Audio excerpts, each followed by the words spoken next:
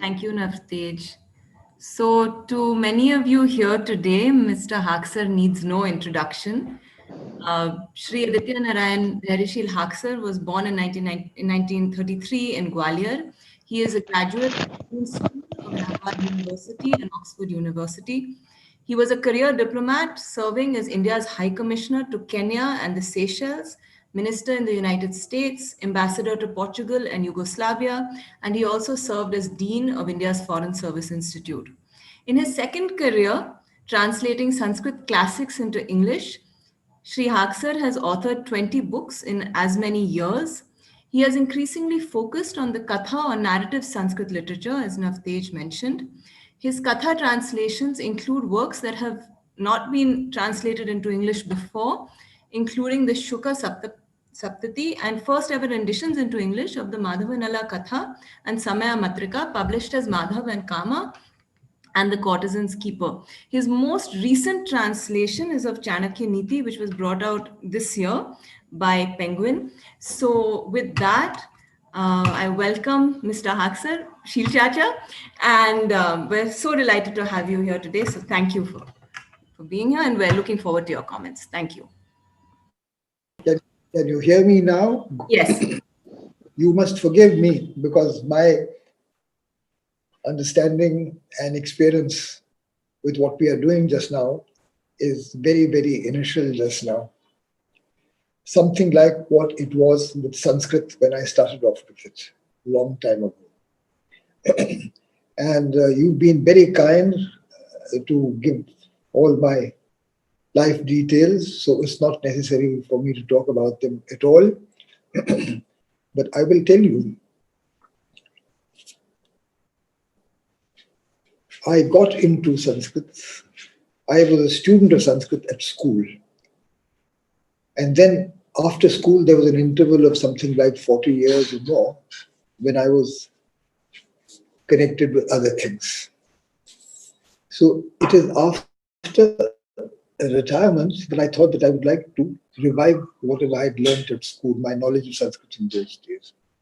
And I came to the conclusion that the best way of doing it would be by trying to translate some text which I had learned at school. So I got hold of a copy of the Panchatantra and I started translating them. And I'd like to take this opportunity to telling you and all the people who are here that one way which I have discovered of learning a language like Sanskrit is by translating from it. So I started with Panchatantra and then it sort of went on. And now, as you've mentioned, I've done so many books. And in the course of all this, I discovered that there are many aspects, many dimensions of Sanskrit literature which are very little known or practically unknown. And this is why we come into the subject that we are talking about today, the present perception of ancient Sanskrit. Now, I'm not a scholar, I'm not even a student, I'm a learner, I'm still learning. So whatever little bit I picked up in the course of my learning, I will share with you. Sanskrit today is perceived mainly as a language of religion and philosophy, and on the side also of religious rituals. Any talk of Sanskrit today brings to mind works like the Bhagavad Gita, the Vedas, the Puranas, the epics, and the rituals which are used in pujas by Pandits. All these are a very important part of the language, have been that for a very, very long time. But there are other parts of this ancient and very vast language also. And they have tended in recent centuries to go back into shadows for a variety of reasons. I don't want to get into a historical discussion just now as to why the perception of Sanskrit is what it is today, though I'll be glad to answer questions about it. But what I discovered was, in the course of my own work, that when the colonial rule started, colonial scholars were interested in knowing more about the ancient history and culture of India. And so they took trouble to send some of their people to learn the language. And you will be interested to know that the very first English translation of a Sanskrit text took place a few years before the French Revolution, and it was of the Bhagavad Gita. And the scholar of the East India Company who did this translation had been deputed to Banaras to study the language. And he learnt enough of it because he did many other works. So it shows the kind of interest that the colonial scholarship had taken into Sanskrit. And it was not only the colonial scholarship, because they were coming into contact with people in India. The first Indian to translate from Sanskrit into English, you will be interested to know, was Raja Ram Mohan Roy. And the work that Raja Ram Mohan Roy translated into English was the Isha Upanishad, which is a very well-known text, as well known today as the Bhagavad Gita is. Now, in between, other people, someone translated the Shakuntala of Kalidas. And Shakuntala of Kalidas, the translation made a big impact in Europe. It led to a beginning of interest in Sanskrit literature, etc., etc. But it so happened that the continued colonial interest in Sanskrit tended to focus on religious and philosophical texts. And one name which is very well associated with it, and remember to this day, because streets in Delhi have that name, is Max Muller. Max Muller was at Oxford, and he spent, I think, a quarter of a century translating and collecting a series of books which he called the Sacred Books of the East. Beginning with the Vedas and then going down to all philosophy. You can see these books to this day, they are sitting in different libraries and so on. I've had the opportunity of consulting them myself in the India International Center. So it gives you an idea that was the way that colonial scholarship worked on Sanskrit. And as the colonial British rule completed, the emphasis was so great on this scholarship, a science was developed, a science called Indology. And then Indian scholars also started taking part in Indiology. And bulk of the work which came out in the science of research and translation and making it better known was religious and philosophical works. The effect of all of which was that other dimensions of Sanskrit literature got, as I say, overshadowed. Now, Sanskrit has a long literary tradition of 3,000 years. And it has been in its time, over these 3 millennia, a language not only of religion and rituals and sacred texts, but also a language of history, of culture, of government, of science.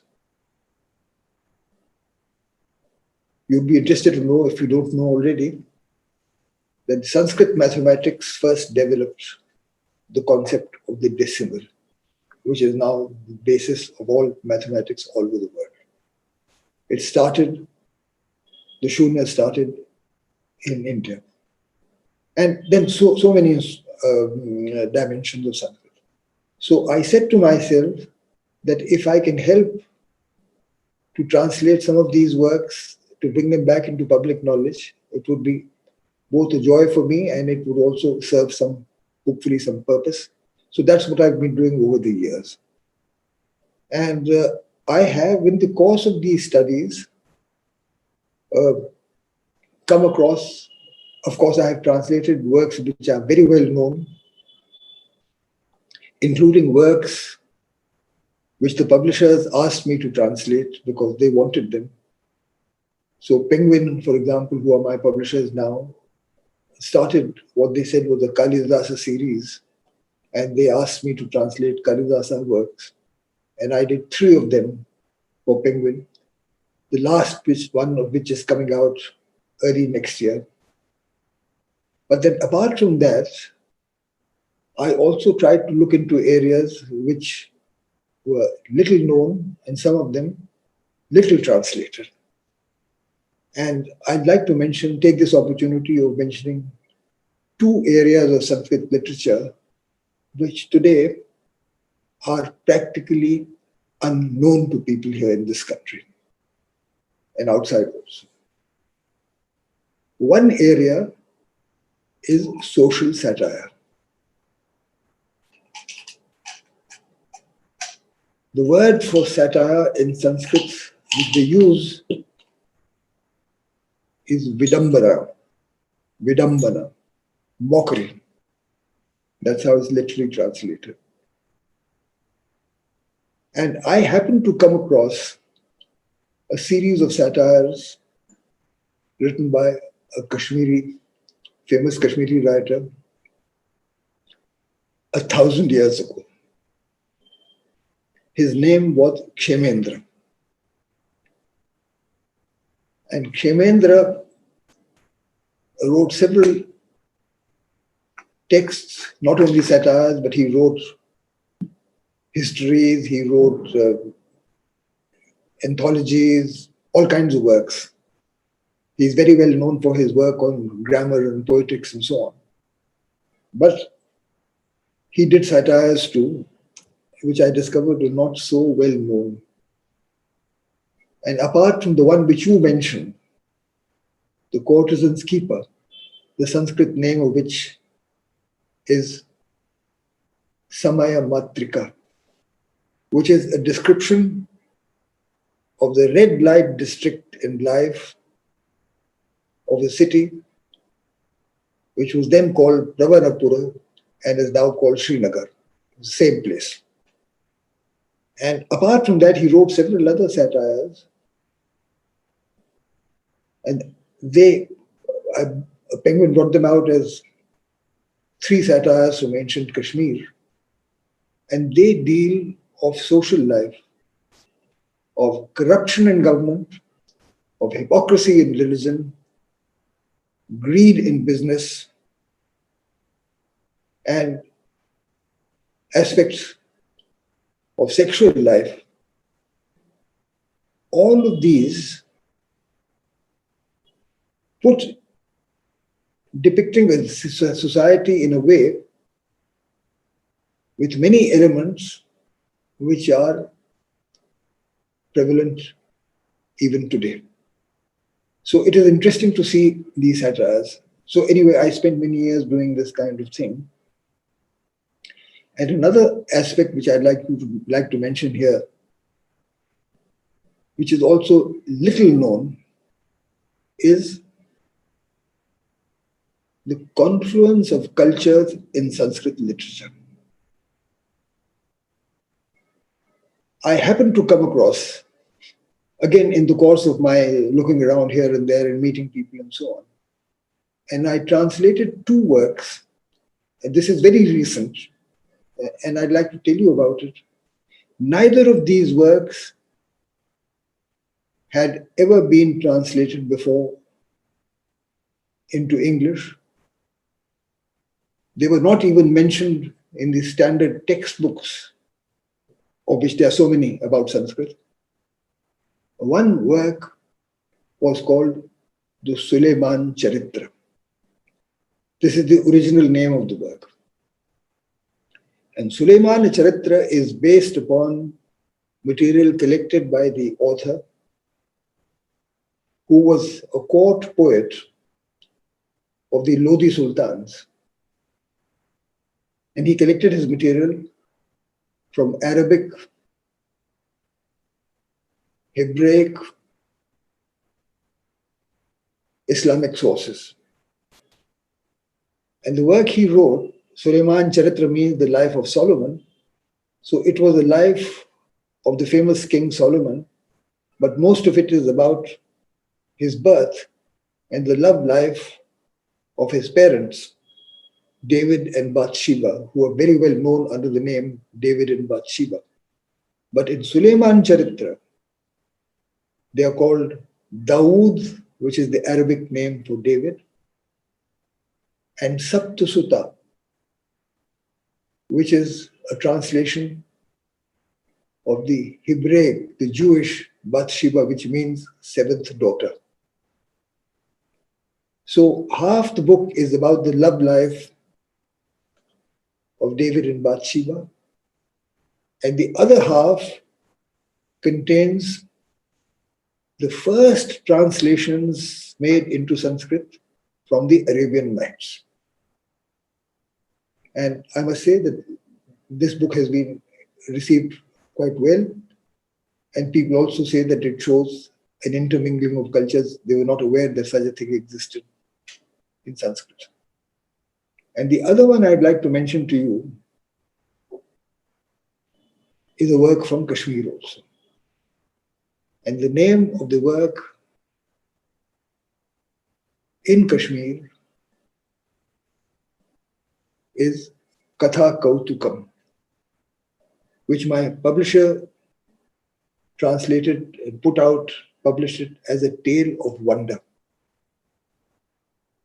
And this work is about, you might say, 600 years old, written by a Sanskrit scholar living in Kashmir, who had also studied Farsi, that is Persian, and was familiar with that language. And he chose to write a poem based upon a famous Persian poem called Yusuf wa Zulekha. And Yusuf wa Zulekha is a biblical and Quranic story of the love affair. Yusuf is Joseph in the Bible. Zulekha does not find any place in the Bible at all. But from Hebraic sources, you know that she was the lady to whom Yusuf was attracted, and then they had a life together. And the poem is not only about their romantic life, but also, by implication, a poem about the search of the human soul for the divine. And this is a poem which begins with prayers to Shambhu and Lakshmi and so on, but then it lauds the Prophet of Islam. The first time in a Sanskrit work, he is mentioned by name and lauded as the Paighambar Shiromani, the crest jewel of prophets, to whom this story was revealed by the angel Jibreel, that is called Gabriel in the Bible. So you have work like that, and it is also a remarkable example of the confluence of two cultures.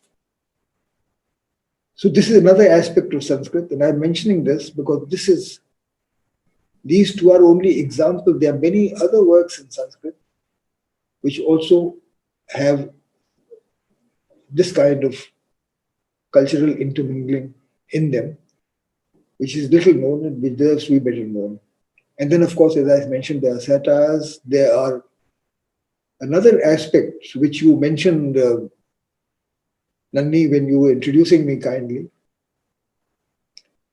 All Sanskrit writing is not high-class elitist writing.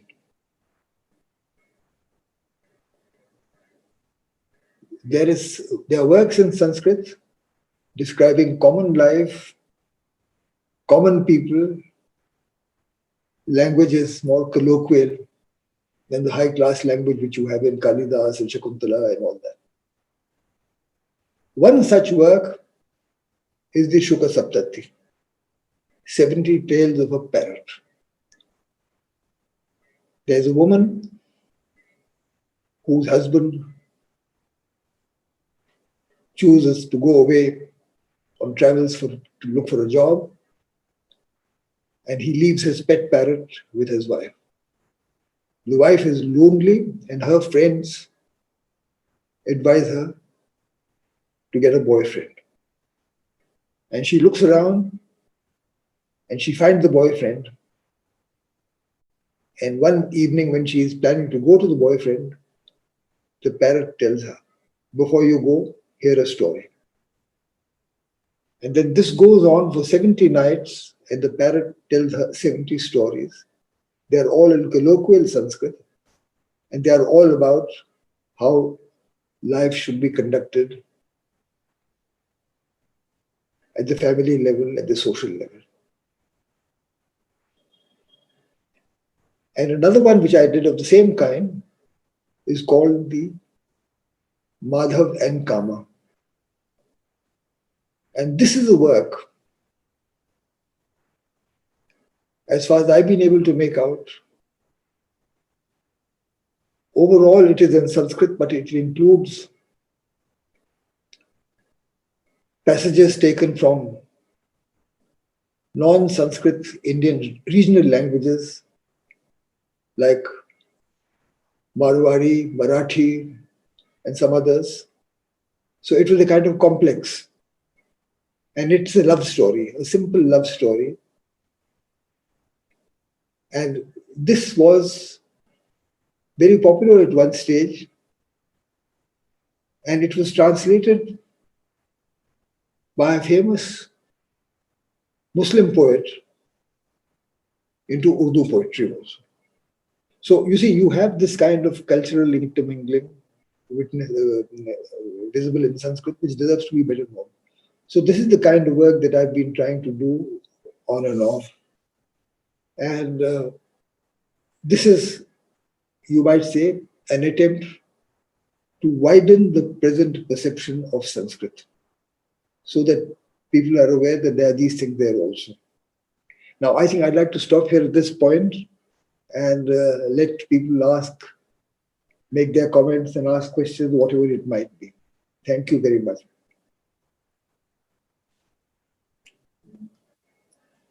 Thank you, Haksar Sahab. Thank you. I'd like to now invite people with questions, please. I'm raising my hand. Okay, yes, go ahead. We can't hear you. You've got to unmute yourself. Okay. Am Yeah, I now. unmuted? Yes. Okay. Shilpapa, how do you think the Kashmiri poet got to know so much of the Hebrew stories about David and Bathsheba and so on? को पता कैसे चला? You see, one should not forget that when cultures interact, they learn about each other. How did they interact? You see, over the centuries, people speaking Arabic and Persian with cultural backgrounds, which were Arabic and Persian backgrounds, had been coming into India, at times over parts of India. And because this was happening, local people were learning their languages, and then learning more about that. And it's not one way. People who are coming into India were learning Indian languages too. Now, people don't remember, for example, I've given you an example of Indian scholars writing in Sanskrit about material which they got from Arabic or Farsi. Yeah, and the Bible. Now, again, it should be interesting for you to know, this is a well-known fact but not remembered very much today. The first Arabic translation of Sanskrit text by a very famous name, Al-Biruni. People now forget Al-Biruni. He's a well-known figure for people who are interested. He was a scholar. By origin, he was a man from Uzbekistan. But he had been brought up, Islamic culture had spread all over those worlds, and he'd been brought up in Arabic. And he came to India with the armies of Muhammad Ghazni. Now, the name of Muhammad Ghazni is very well known in India because he came in invasions and all that kind of thing. And people think of Muhammad Ghazni only in terms of invasion and destroying temples and all that. But there were people with him like Al-Biruni who studied Sanskrit, who spent a long time here learning Sanskrit. And he wrote a book about his stay in India and what he'd learned of India. And he wrote it in his own language, namely Arabic. And in that book, it's available in English now because it's been translated into English. It's a fascinating account. He says how difficult and complicated the Sanskrit language is and how long it took him to learn it and so on. And then he gives extracts of his translations from various Sanskrit sacred works and popular stories to give an idea of what this country is all about. So you might say, this is 1,000 years ago, because that is when Muhammad Ghazni came to India. And then this process has carried on after that. During the time of the Mughals,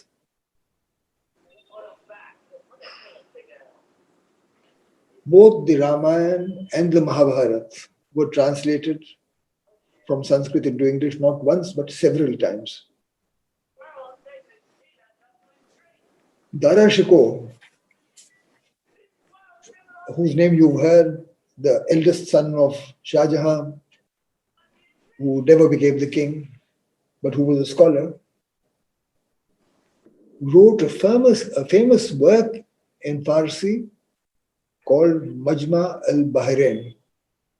The English translation of Majma al-Bahrain is Meeting of Two Oceans.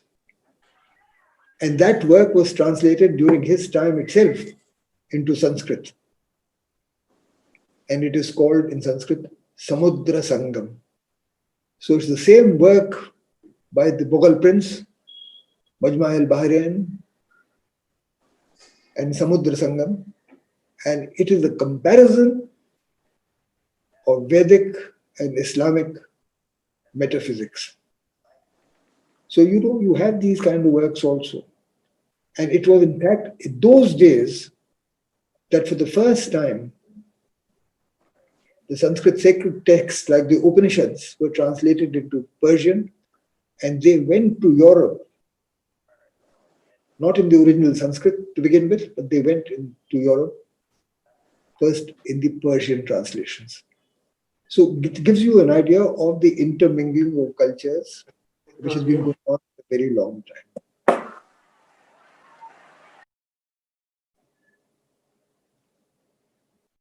Please put it off, Sushil. Okay, thanks, Shil Papa. There was some suggestion I had heard about that Kashmiris are one of the lost tribes of Israel.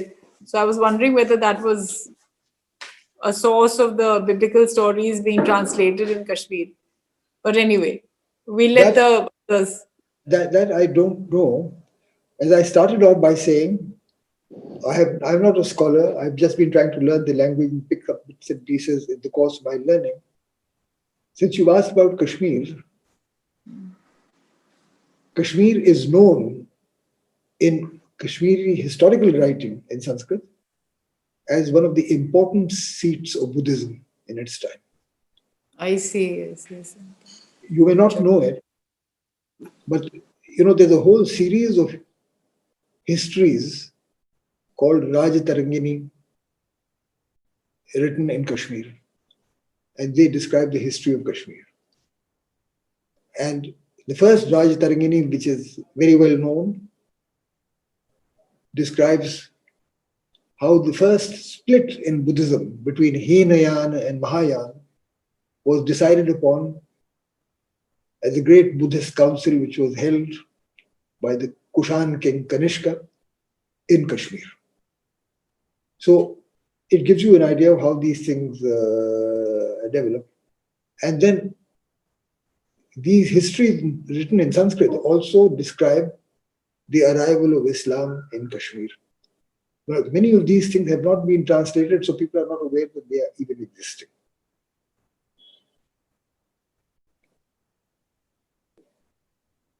Thanks a lot. Well, if you are interested in Kashmir, let me take this opportunity of doing a little advertisement and tell you about two most recent books about Kashmir and Sanskrit, both written by two Kashmiri women. One is a lady whom I've met here in Delhi. Her name is Shonalika. Shonalika. Her name is Shonalika. What Shonalika? Shonalika Kaul. Shonalika Kaul. She teaches here in the JNU, I think, and she has written a book about Kashmir and Rajatarangini. How it describes the culture of Kashmir and changes. And then there's another lady called Chitralekha Zutshi. And she is a professor at an American university. And she has written a book on Kashmir, just called Kashmir. And it was published only last year in Delhi. And this is the book giving the cultural history of Kashmir right from the beginning up to present times. So you see, these things also exist and they're worth having a look at if you're interested in reading them.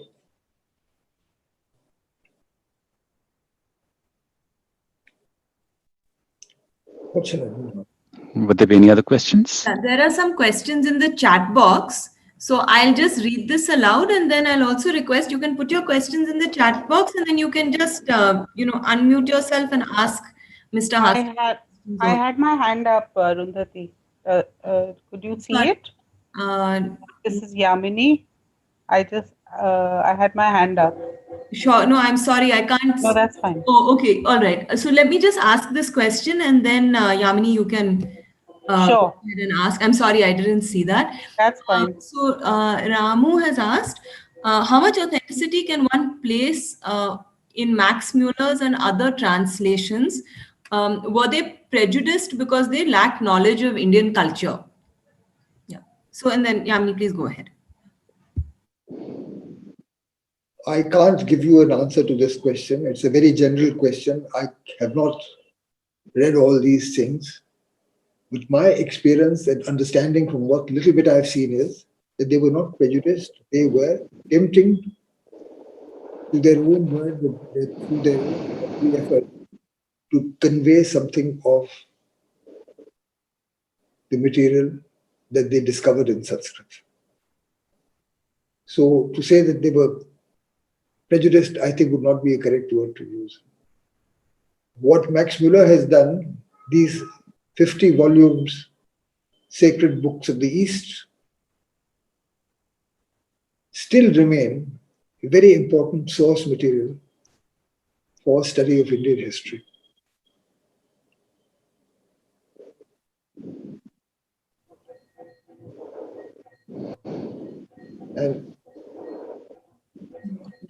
And one work I can describe to you,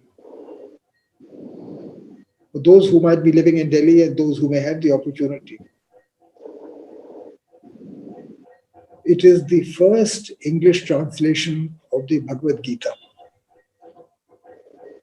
made, as I mentioned to you earlier, by an employee of the East India Company. And the first copy of this translation,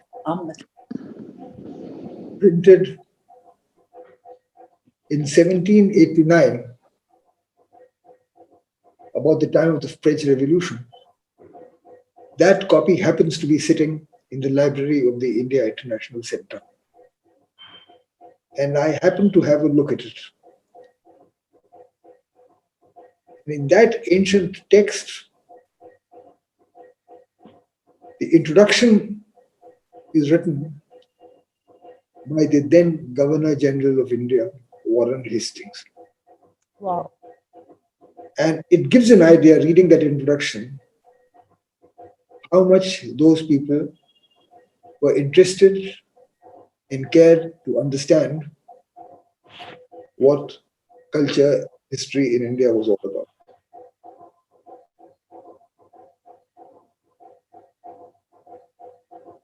So anyway, you have these kind of works all over the place, and it is only when you are looking around for material like this that you come across some of them. And then I'll take this opportunity also to, since we talked about perceptions, an opinion some people have is that Indian perceptions are all right-wing or left-wing perceptions. And under this kind of opinion, modern people, people with left-wing views, have little time for this ancient language, and right-wing people are promoting it for their own interests. Now, I would like in this context to mention to you, this is something which is also deserving to be known now.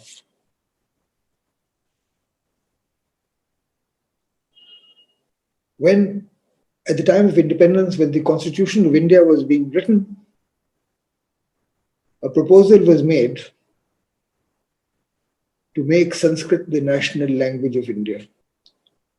And that proposal was made by Dr. Ambedkar himself,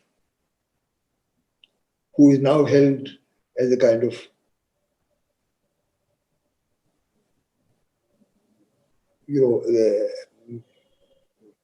great man of a social section.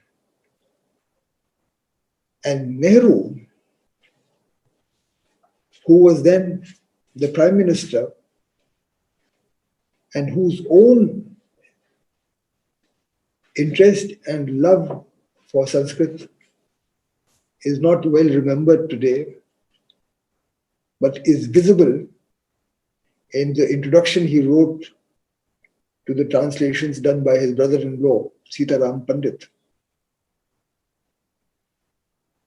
You just have a look at them and you will get an idea of how much he has praised the beauties of Sanskrit literature. But what I would like to bring to notice here in this gathering is that a very great Sanskrit scholar also happened to be a very great and famous Marxist. And he translated, again, it was in the late 40s or early 50s, a very great and well-known Sanskrit work which is very well known, the poetry of Bhartrihari. And his name was Damodar Kosambi. And Kosambi's collection commentary and edition of the Bhartrihari poetry is still regarded as the most authoritative in this country. But what people don't remember is that in his dedication of that book, and everything is in Sanskrit in that book, and the dedication of that famous work is to Marx, Engels, and Lenin, whom he describes as great men of the modern world. So it gives you an idea that the interest in Sanskrit is widespread and has been all over this country. And not only in this country, as a vehicle, Sanskrit has been a vehicle of carrying Indian culture outside also. So now in Southeast Asia, for example, you have place names still functioning to this day. Ayodhya in Thailand, Surakarta and Yogyakarta in Indonesia, and in several other places, which shows the extent of Indian culture as it spread all across the Southeast. And not only Southeast, but northwards also, into Tibet, into Mongolia, and as you all very well know, into China. It is interesting to know from the Sanskrit text available in Kashmir that famous works on Sanskrit grammar, which were written in Kashmir, have been praised by Chinese visitors as the best for learning the language.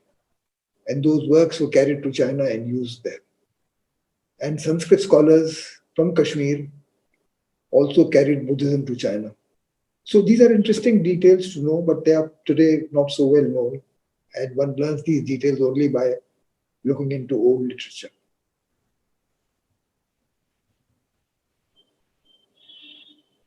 Next question.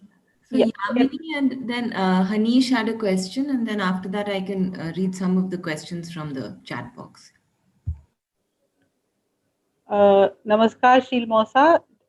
Thank you so much for that talk, which it reinforces the principles which we believe in the progressive nature of Sanskrit literature, and also in the widespread nature of Sanskrit literature.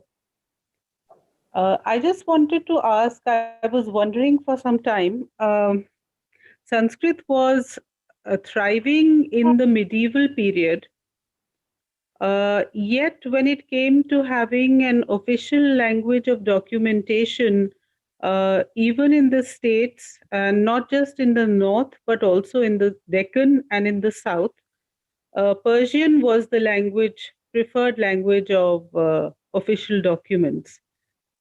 I was listening to Richard Eaton talking about this the other day in a seminar, and he said that Sanskrit as a language, there was a certain insularity about the world of Sanskrit. So that set me thinking, could that really be true? I mean, from what you're saying, there is, it's such a widespread and such a wide world.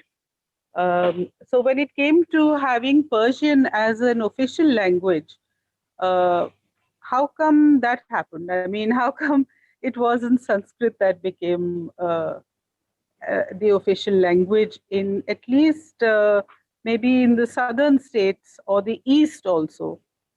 Persian is really everywhere. Well, you see, again, I can't give you a definite answer on these things because my knowledge of the subject is limited. But what little I have seen is that as Persian-speaking rule spread in the country and they formed governments, they naturally used the language with which they were more familiar as the language of the government. So the use of Sanskrit as the government official language tended to decline from those days. The places where it seems to have had an interesting history, and one writer you can read on this, you may have come across him already because you are a scholar yourself. His name is Sheldon Pollock. Right, right. And he's someone whom I've met here in Delhi and so on. And he's a famous writer. He, I think, teaches in Chicago or wherever. And he wrote a very long and scholarly article called The Death of Sanskrit. And in that article, he described how he found the usage of Sanskrit getting confined. And he has given ideas, both in spatial terms and in chronological terms, of the usage of Sanskrit. There was a great deal of use of Sanskrit in Kashmir. The Raj Tarangini, which Kalhan wrote in the 12th century, was continued in 5 different editions from the 12th century up to the 17th century. So history writing in Sanskrit was carrying on. And it is not as if they were just writing for themselves, because the Raj Tarangini was translated from Sanskrit into Persian also. Right.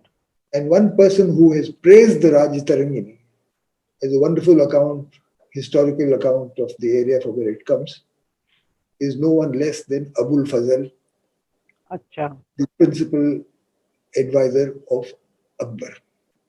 Right. And so, that gives you an idea. And there is, in Sanskrit literature, if you are interested, and I will suggest this to you, the first Raj Tarangini of Kalhan, which has been translated many times and praised by Nehru and all that. Apart from that, there are 4 more. The second Raj Tarangini, written by a person called Joan Raj, who writes about 300 years after Kalhan. And he covers the history of those 300 years from Kalhan's time to his own. It includes the arrival of Islam in Kashmir. And to my knowledge, no one has yet translated it. I got hold of a copy once. I thought that I might do it, but it's very long, and I was busy with other things which I've been asked to do, so I never got around to doing it. But it exists, and it is sitting in the libraries of the Sahitya Academy and elsewhere. So if someone could translate this, not only the second, but the third, fourth, fifth, it will give an idea of how history writing in Kashmir developed over all those years. And then Sheldon Pollock has also pointed out the spread of Sanskrit in the Vijayanagara Empire. Right. Which came some centuries later. And there it was not only the spread of Sanskrit, but the intermingling of Sanskrit with Tamil, Telugu, and Kannada. Right. In Vijayanagara, you have a situation where official inscriptions are in all these languages, and you should be interested in this because you have worked on that area. So you have that kind of thing. Right. And then in between these two, he also gives a very interesting account of the status of Sanskrit in the Mughal emperors. Right. I mentioned Akbar already, and Abul Fazl and so on. The famous Persian translation of Mahabharata was made by Muslim scholars with the help of Hindu. Fantastic. During Akbar's time, and it exists. I think the name is Vajidnama or something like that. Okay.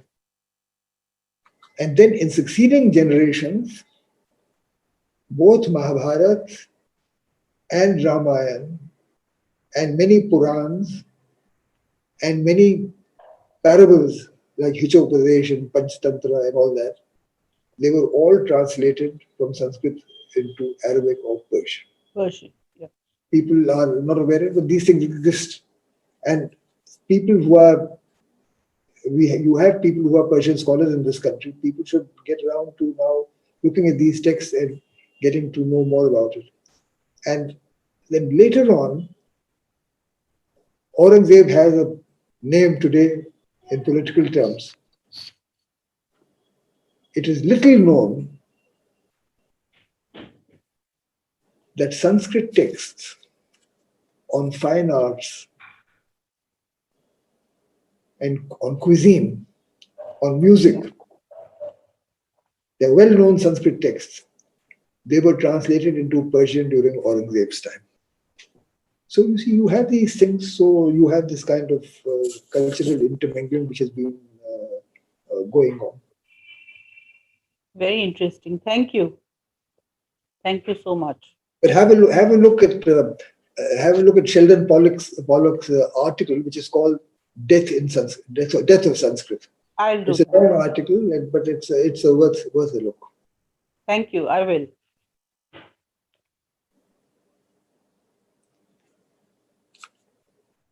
Any more questions, or shall we Hani, wind up now? you want to ask a question? Please. Or should I read from the chat box? Please. Can I go ahead? Please go ahead. I can see you. Welcome. Thank you, sir. It was a very enlightening talk. My question is, as someone who wants to start discovering Sanskrit literature, but not someone with a strong foundation in Sanskrit, how would you suggest that they start? And do you have any recommendations for a person to read about, the intermingling of Sanskrit literature? Like, how do you begin that process of knowing more on this subject? That is a very difficult question for me to answer. I can tell you only about how I myself followed this process. It took a long time, so these things don't happen instantaneously. You see, I started making an attempt to relearn Sanskrit after I retired, and after a gap of about 40 years or more between myself and Sanskrit. And then I said to myself that the best way of relearning Sanskrit would be by trying to read and translate from a text which I knew from my school days. So I started with the Panchtantra. I did just a few stories of the Panchtantra, and fortunately they got published and so on. So that's how I got into publication. But the rest of the Panchtantra is still sitting there. So it is a good text to start with. It's a simple text, and anyone who wants to understand Sanskrit, this is one way of learning a language, not going through the orthodox way of learning grammar and so on, because you can pick up grammar as you go along reading simple texts. That is one thing. And then once you have got into it, then you can explore other things. But if you want to start off by reading something in English and forming an idea of how this can be done, one of the,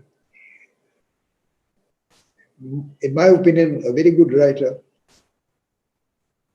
is the late Dr. A.K. Warder. A.K. Warder is someone I happen to know, but he's passed away now. And his history is that he was a naval officer during World War II. He was posted in what was then called Ceylon, got married to a Ceylonese lady, and then switched from the Navy into academics and ended up as a professor of Sanskrit in some Scottish university. And when I met him, he was then a retired Sanskrit scholar living in Canada. And he is responsible for a multi-volume work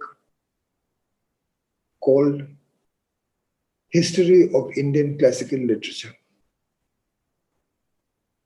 It's multi-volumes, but the one volume, I think number 3 or something like that, is about Sanskrit literature.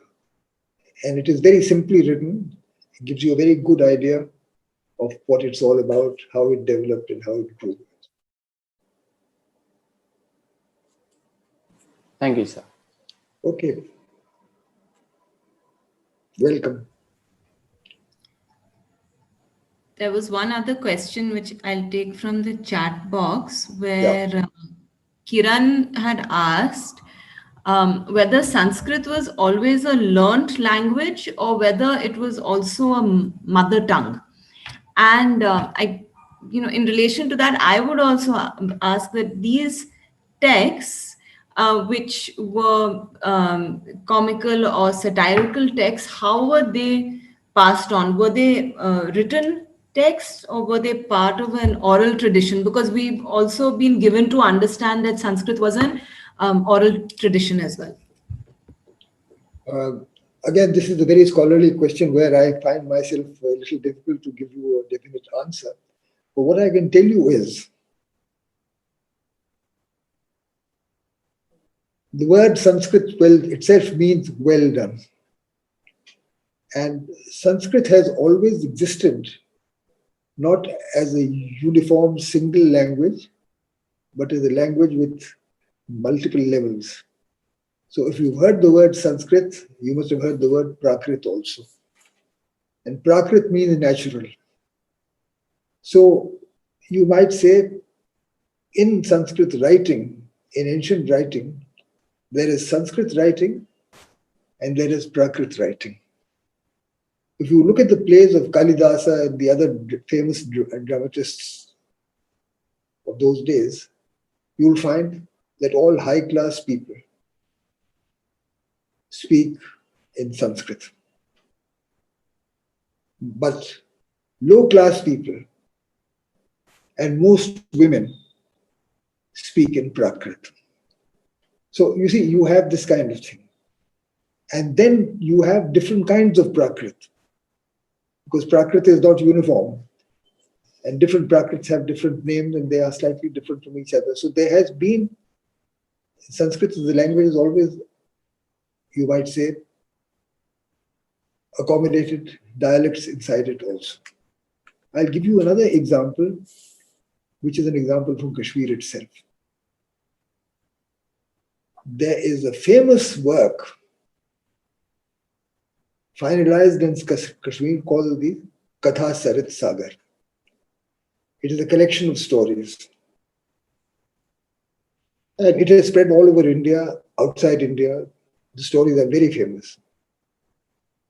Now, the Katha Sagar stories are based upon another story collection, which doesn't exist anymore. But history-wise, we know it existed. And Katha Sagar is a retelling of the stories of Brihat Katha. But Brihat Katha was not written in Sanskrit, pure Sanskrit. It was written in a dialect which was called the Paishachi. And Paishachi, Pishach. They were a tribe in Kashmir. They were not high-class people, but it was their language. So you have this kind of distinctions in Sanskrit. And while people when they talk of Sanskrit literature, they are talking about Kalidas and Banabhat and Bhavbhuti and like that. They tend to forget that there is a certain amount of literature, well-known literature, famous literature, which is not in Sanskrit at all. It is purely in Prakrit, which exists. So you have the language is existing, and in a stage of intermingling with, different levels.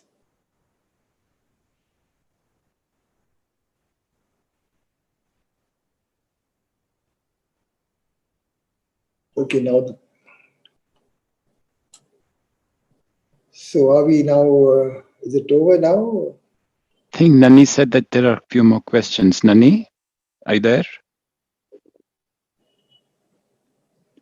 I can't. There are actually a lot of questions. Yeah, Sheel Chacha, it depends on you. I could ask one last question from the chat box and then, Naftesh, does that sound? Yeah, I think that sounds fine because it's past 8 o'clock and it'll be getting late for him. So I'll just ask the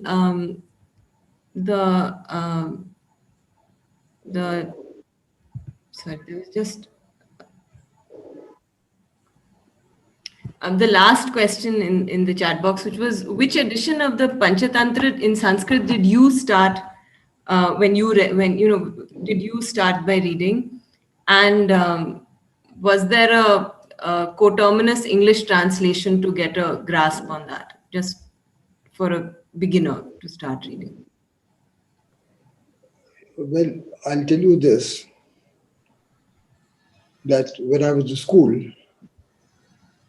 and we were studying Panchatantra then, those texts I don't have with me anymore, so I can't really answer your question. I don't know. But then when I first had a copy of the Panchatantra text, it was only of the first Tantra, the story of the first. That was a small paperback published by a local bookseller in Allahabad. And it was not a high-class bookseller, it was a small person. And it was just purely in Sanskrit with some notations in Hindi. And that's the one which I'd used when I started doing my own work. But you see, I've translated two lots of fables. One is the Panchatantra, and one which came later is the Hitopadesh. And the Hitopadesh stories, many of them are repeats of the Panchatantra stories. As a piece of literature, that is much better done. It was done about 1,000 years ago, people say in Bengal, and it has, it features in many Bengali anthologies and so on.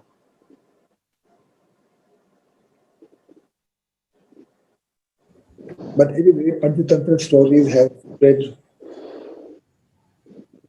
into the Persian-speaking world, into the Arabic-speaking world. And from there, they traveled to the Middle East and then to Europe. So the Panchatantra stories have had a long circle of movement, but they all began in India.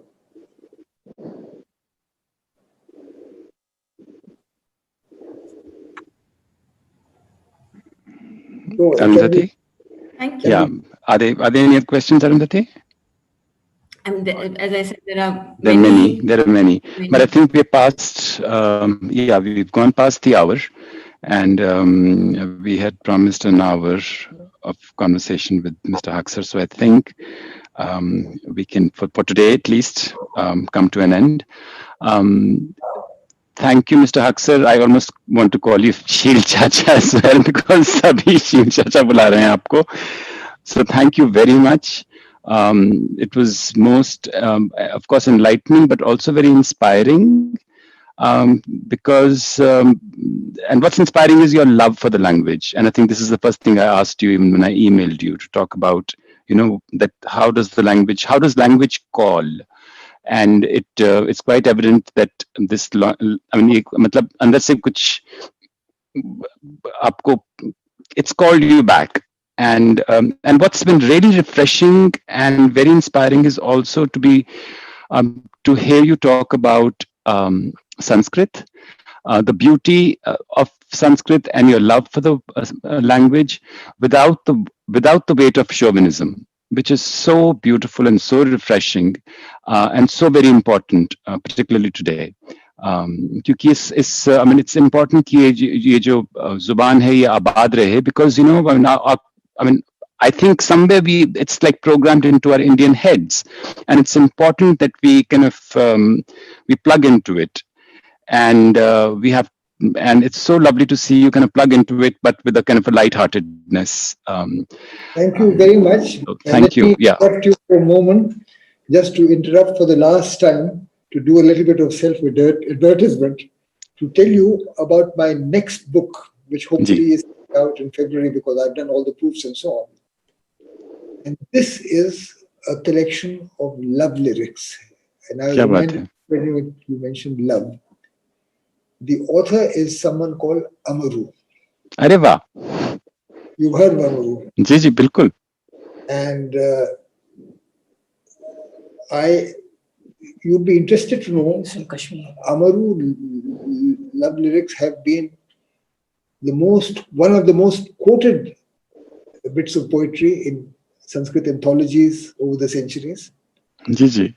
And the earliest review of the Amaru Shatakam, which is available to this day, is a review which came out in 9th century Kashmir by a scholar of those days, whose name I think was I forget the name now, but he was a famous scholar. And these are short poems. They are all about love, but they are couched in such modern terminology. As I translated it, those poems describe situations and feelings which could be current anywhere in the world, even today. So anyway, have a look at it when it comes out. They are bringing Absolutely, it up. we're looking forward to it. Absolutely. They say they're going to call it My Shameless Heart. Areva. So I think with that, I'd like to thank you once again for having, come today and shared. Yeah, it was wonderful. Thank you very much. And thank you everybody for joining us today. And we'll keep you posted about the next such talk. And I hope Mr. Haksar can also come back with more to share with us. So thank you. Thank you all. Good night. Namaskar. Thank you. Yeah.